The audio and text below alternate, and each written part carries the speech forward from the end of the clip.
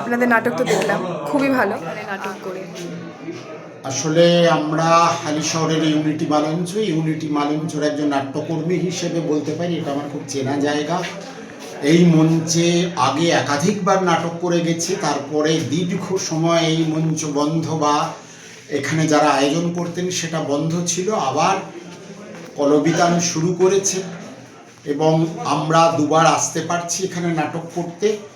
ফলে ভালো লাগছে পুরনো জায়গায় ফিরে আসা। এখানকার মানুষ যারা নাটক দেখতে পছন্দ করেন তাদের সামনে উপস্থিত হতে পারছি। এর আগে কলবিতানের ডাকে আমরা নৈহাটি ঐকতানে নাটক করেছি, তখন সেই আয়োজনটা ঐকতানে ছিল, কিন্তু ঐকতানের থেকেও অনেক বেশি ভালো লাগছে অঞ্চলের লোককে নাটক দেখাতে। কারণ এখানকার এত বয়স্ক মানুষরা আছেন যারা নৈহাটি যেতে পারেন না, কলকাতায় গিয়ে থিয়েটার দেখতে পারেন না, ফলে তাদের নাটক দেখানোটা আমাদের বড় জরুরি।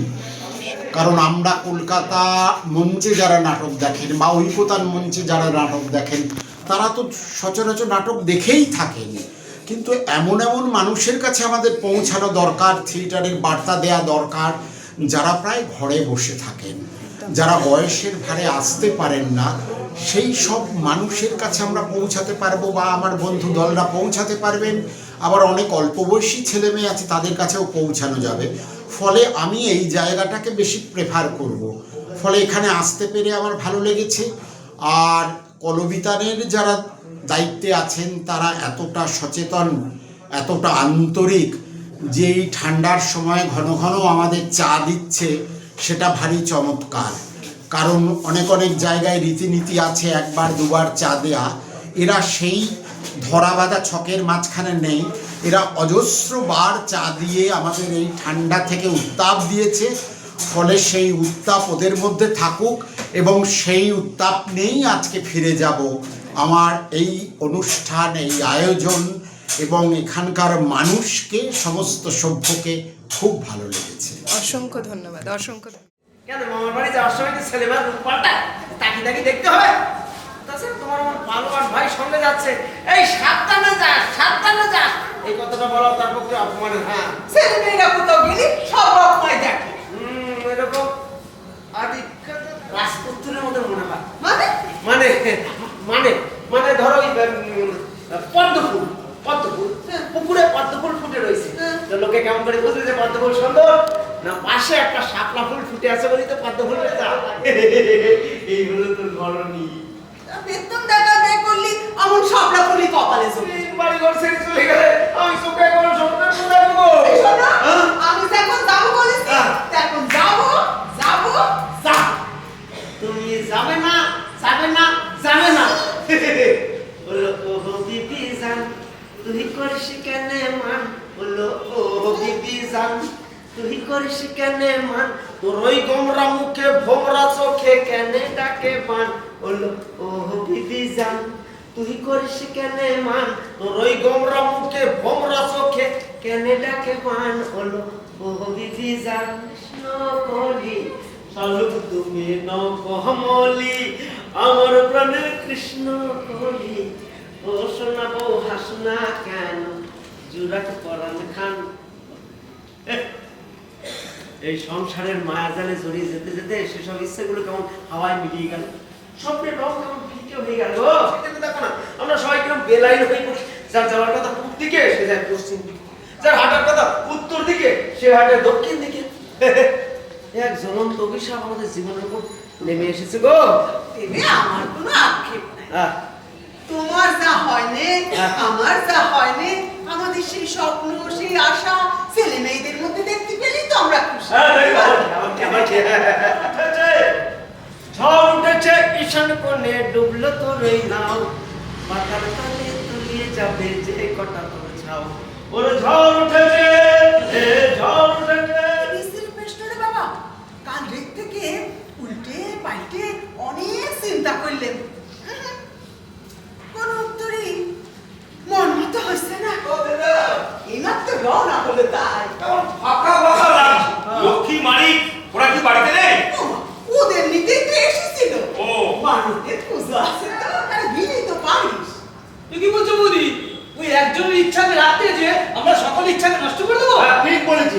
তাছাড়া মোহনে যদি মেম্বার না করে বই তো ডুবে।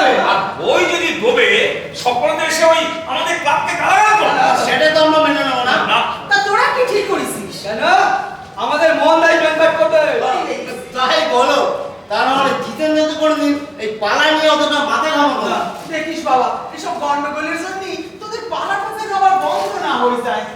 দেখ, গ্রামের সব মানুষ সারাটা বছর অপেক্ষা করে থাকে তোদের এই যাত্রা পালা দেখবে বলি। তুমি অত ভেবো না বৌদি, ও যাত্রা পালা ঠিক হবে। খেলা হবে, খেলা হবে। বলি ভালো, তাহলে তোরা কিছু খাবি? না, না, আমরা সবাই খেয়ে এসেছি। তোমার চিন্তা করছো না আমাদের। ও, তাহলে তোরা একটু বস, জামা কাপড় কাটা একটু কেসে ঠিক আছে। তুমি জানো, প্রশ্নটা হচ্ছে এই পৃথিবীতে কোন প্রাণীর হজম শক্তি সবচেয়ে বেশি? তোরা শুনেছিস? হ্যাঁ। উত্তর পেয়েছিস? না কতই সস্তা। ছাড়াতে বলছি ওদিকে খবর শুনেছিস? কি? আচ্ছা মোহনদা, হ্যাঁ মোদি বললো যে তুই বাজারে গেছিস, তো বাজারে বলবো এ তো খালি থলি। ওই খালি গাছ কামড় কাছে। বাঁচিয়েছি। এই তোর একটু পর বলি, আমি 10 মিনিটের মধ্যে বাইরে ট্রেনই চলে আসছে। কোথায় যাচ্ছে তুমি? বসো। গন্ডগোল হয়ে যাবে। তুমি বৌদিও ভয় পাচ্ছো তো? আমরা বৌদিকে ম্যানেজ করি। দেরি যখন হয়ে গেছে তার তাই হোক। আচ্ছা, মোহনদা, ওই একটু আগে তুমি একটা কি খবরের কথা বলছিলে না? আরে খবরটাই তো মাথা গন্ডগোল করে দিল। হাজারটা সব ভুলে গেলাম আর কি। আরে খবরটা কি সেটা বলো তো।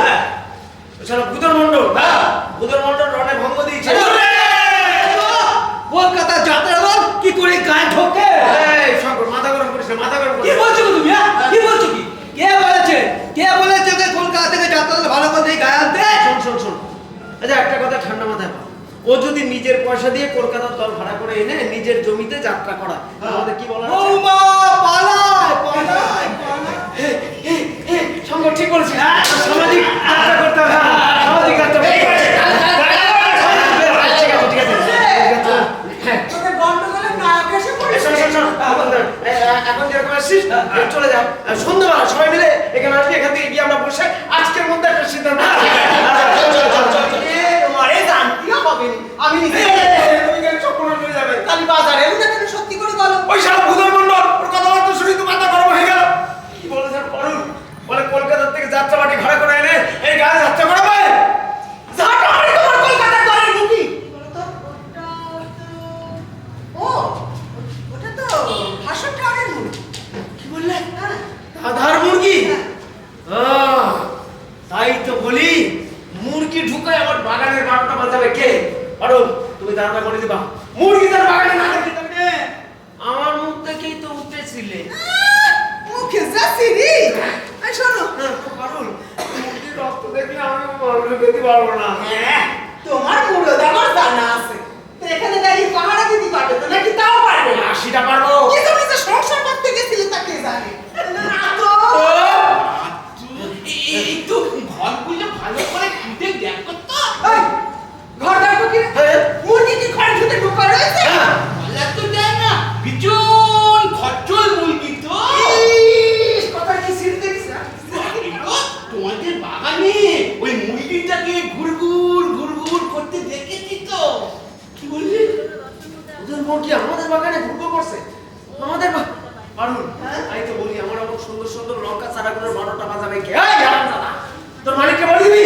ফের যদি মুরগি দেখেছি না, ওই মুরগি কিন্তু আমি আস্ত রাখবো না, বলে দিলাম।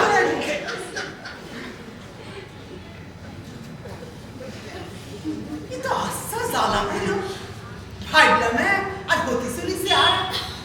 আরে দূর, তুমিও যেমন তোমার মতন এমন ফুটফুটে বাউ ঠাউর ফেলি কেউ কি নিজেরে কতল করে?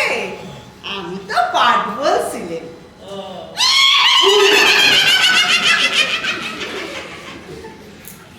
তারকা রাক্ষসীর পাঠ। তাই বলো, তা হবে রে। তার স্বামী অমন পাঠ বলিয়ে তার বউ তারকা রাক্ষসী হবে রে। আশীর্বাদ করি আর অনেক অনেক বড় রাক্ষসী হওয়া। আমি তো মিথ্যা কথা বলেছি। না আসলে সব বাড়িতে একবার করে খুঁজেছি তো, তাই আরেকবার করে সবার বাড়িতে খুঁজবো। ও, তা বেশ। খোঁজ পেয়ে যাবে মত দিলে। তুমি আমার পেছন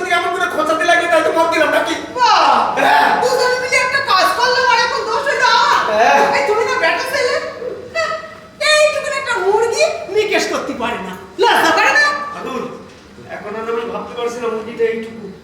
হ্যাঁ গো পারো, মুরগিটা যেন আমার চোখের সামনে প্রকাণ্ড হয়ে ঘুরে বেড়াচ্ছে গো। ওপর থেকে ওখানে চোখের মারছে। হাসুট খাওয়াছে পথ ভুল করি নাকি? এ পথ কি ভোলা যায়? কতদিন কত সময় তোমাদের এখানে কাটিয়েছি, তারপর যাত্রা সম্রাট কয়। স্নান করতে ভাবাটা কি দোষের দাদা? না, সেটাই স্বাভাবিক। আসলে কি জানো, মানুষ এক এক সময় এমন একটা কাণ্ড ঘটিয়ে বসে যার জন্য সারাটা জীবন তাকে অনুতাপ করতে হয়।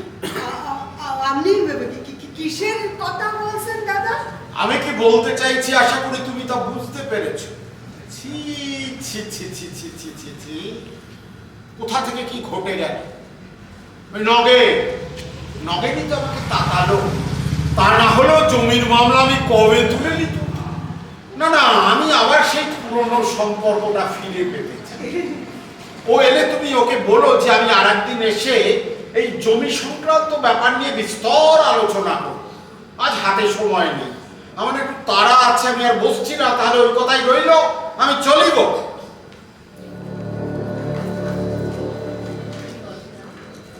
মোহন বাবু, এবার আমি তোমায় করব কাবু। ছি ছি ছি ছি ছি ছি ছি, শেষ পর্যন্ত মুরগি চুরি। হ্যাঁ, হারুজাটা কি বলছিল? হারুজাটা বলেছিল এই পৃথিবীতে কোন প্রাণীর হজম শক্তি সবচেয়ে বেশি? হ্যাঁ, এই পৃথিবীতে কিছু মানুষের হজম শক্তি সবচেয়ে বেশি। হ্যাঁ গো পারুন, হ্যাঁ এই পৃথিবীতে ওই ভূতর মণ্ডলের হজম শক্তি সবচেয়ে বেশি। হ্যাঁ গো পারুন, দেখো একটা কথা ভেবে দেখো, আমরা শুধু পেট ভরাবার জন্য মুখ দিয়ে খাই, মুখ দিয়ে খাই পেটটা ভরে, শুধু মুখ দিয়ে খাই। ওই শালা ভূতর মণ্ডলটা ওরা শুধু মুখ দিয়ে খায় না পারুন, ওরা মুখ দিয়ে খায়, ওরা চোখ দিয়ে খায়, ওরা মাথা দিয়ে খায়, ওরা কলমের খোঁচা দিয়ে খায়, ওরা ধমক দিয়ে খায়, ওরা চমক দিয়ে খায়। যা, যা, যা, যা, যা,